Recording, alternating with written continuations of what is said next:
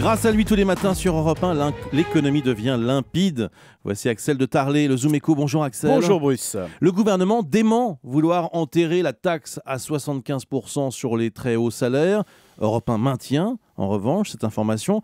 Bon, il n'empêche, c'est un véritable casse-tête pour l'exécutif, car cette taxe, elle est inapplicable et elle devient indéfendable. Exactement. Alors, inapplicable tout d'abord parce que le Conseil constitutionnel estime qu'au-delà de 70%, une taxe est confiscatoire. Et vous avez raison, elle devient indéfendable parce que l'opinion publique a évolué sur cette question. Les Français qui voulaient faire rendre gorge aux plus riches estiment qu'on est peut-être allé un peu trop loin. Alors, le mouvement des pigeons et l'affaire de Pardieu sont passés par là.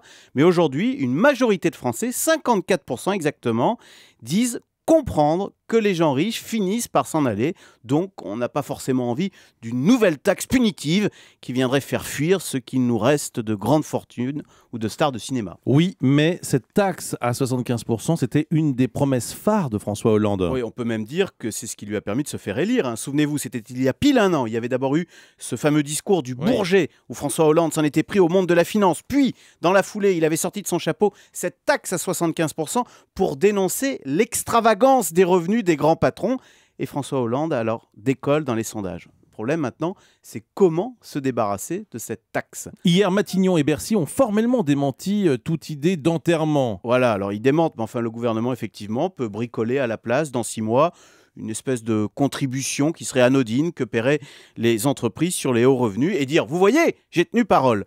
Mais l'exécutif pourrait aussi tenir un discours de vérité et assumer son virage social-libéral en expliquant qu'après avoir tapé sur les plus riches, qu'après avoir tapé sur les grandes entreprises, sur la famille Peugeot, sur Lakshmi Mittal, eh bien aujourd'hui, on a tourné la page, l'heure est à la réconciliation, à la compétitivité et que pour attirer les entrepreneurs et les capitaux, la France se doit d'offrir un visage accueillant. Le chiffre du jour, moins 26%. Le nombre de prêts s'est réduit l'an dernier d'un quart en France, selon l'Observatoire Crédit Logement. Alors dans le détail, c'est moins 11% pour les logements neufs et moins 35% pour les logements anciens. Merci Axel.